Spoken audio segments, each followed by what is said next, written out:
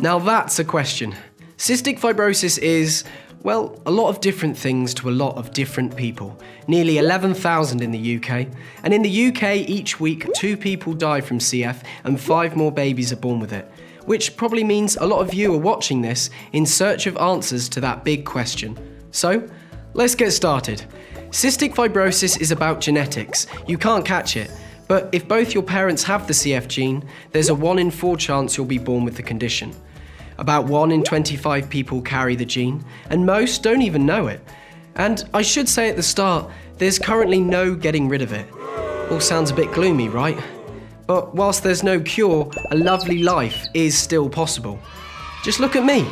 You see, I have CF, so I think I'm a good person to tell you a little bit more about it.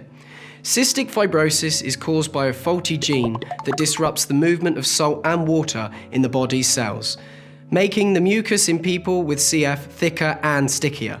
This sticky mucus causes problems, mainly in the lungs and digestive system, but also affects other parts of the body too. It's not nice. The small airways in the lungs can get clogged up with this mucus, causing infections and, over time, damage to the lungs. So, what does all that mean for everyday life? Well, here are some of the symptoms.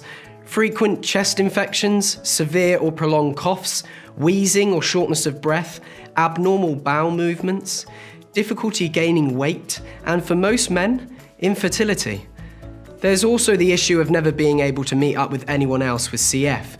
Basically, we could make each other unwell because of the bugs and infections that get transmitted between people with the condition.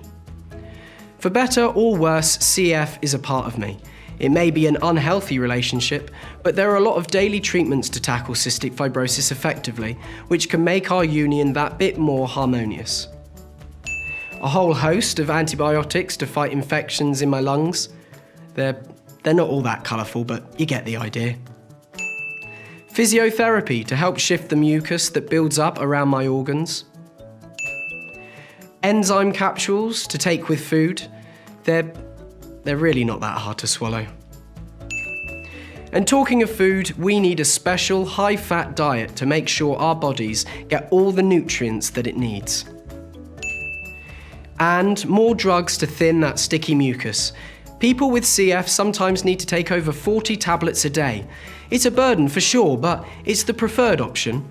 If conventional treatments no longer work, a lung transplant might be needed. Cystic fibrosis presents daily compromises and challenges, but with careful management and the right treatment, people with CF can lead full and happy lives. Work, travel, family, it's all possible. Recent figures suggest that half of people with CF will live past their 47th birthday.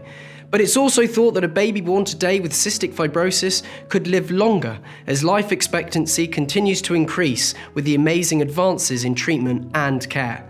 So, what is cystic fibrosis?